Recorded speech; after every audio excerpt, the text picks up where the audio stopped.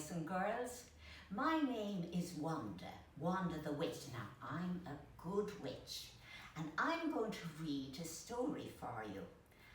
A Halloween scare in Ireland. Now, it's a bit scary in parts, but it has a lovely ending. Not giving anything away, but here we go. Prepare, if you dare, for a big Irish scare. A night of pure terror to whiten your hair. A tale full of sights that are best left unseen. You ready? You sure? This was my Halloween. The werewolves howled loudly. The moon shone so bright. I stayed in my bedrooms, the curtains shut tight. My heart started pounding, my knees felt so weak. But being a brave kid, I just had to peek.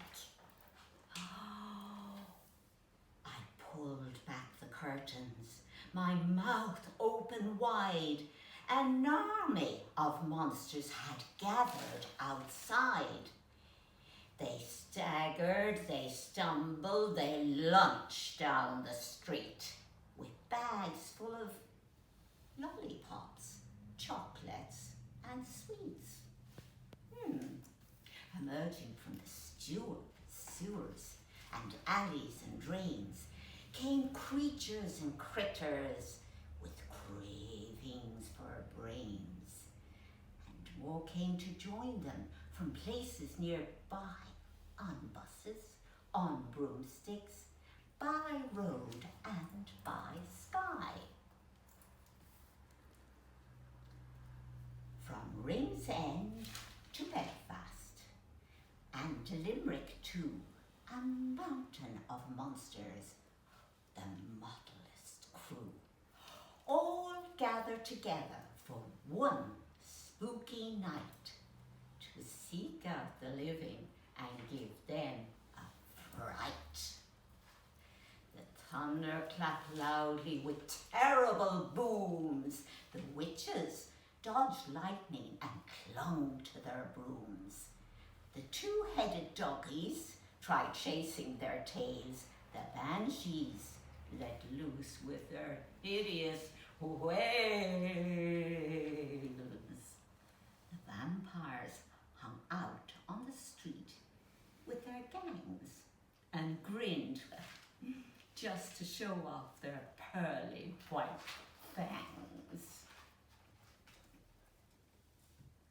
From the Irish town Ogies arrived in the night, determined to give everybody a fright. They climbed the ESB towers and hid out of sight, then jumped down to scare passers-by with a boom. The leprechauns came into Dublin port one night and gave poor Methusa a terrible fright. They told her they heard that St. Patrick was near. To see all the snakes in her head, she ached with fear. The creepies were crawlies, the crazies were crazed. Zombies from Sligo had eyes that were glazed. The Ogies from Wicklow were as ugly as sin, with big bulging noses and warts on their chin. The ghouls danced around, but they were lacking in soul. The gargoyles could rock and the headless could roll. Although the whole spectacle seemed to spell doom, I foolishly thought I'd be safe in my room. But then something happened that made my heart jump. From somewhere below me, I heard a big thump. I froze for a moment, as quiet as a mouse. Yes, I could hear noises from inside the house. I slippers. I pulled on my robe. I shook like a leaf, but I didn't think it showed. Then slowly but surely I crept down the stairs, preparing myself for the biggest of scares. My hands trembled wildly. I opened the door. I still shudder now at the horror I saw. The stereo spat out some hideous sounds as dozens of monsters jumped madly around. The sight was horrific. It made my skin crawl. These monsters were having a Halloween ball. And right in the middle, one monster loomed tall, the hairiest, scariest monster of all. He turned around and he saw me. I fell to my knees. I'm not very tasty, so please don't eat me, please. He beamed from ear to ear and broke free from the huddle, ran over and gave me a big monster cuddle.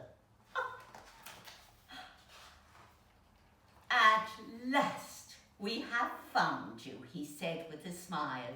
From Derry to Kerry, we've looked for a while. We came here to give you your wonderful prize.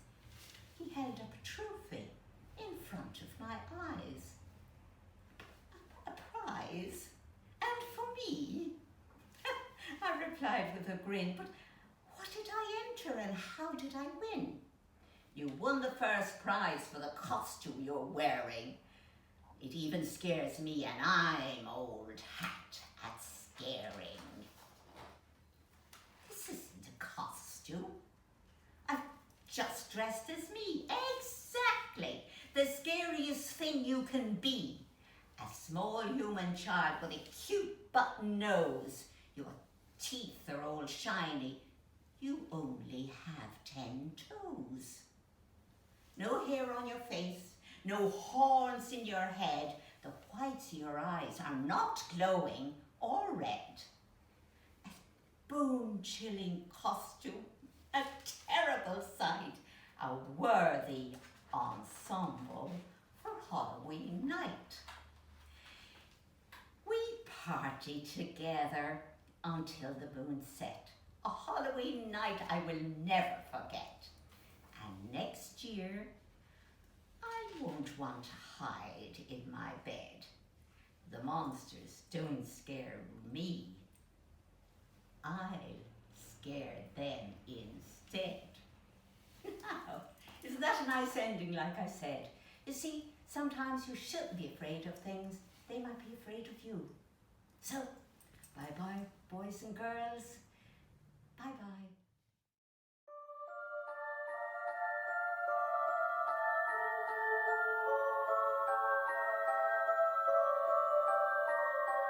Thank you.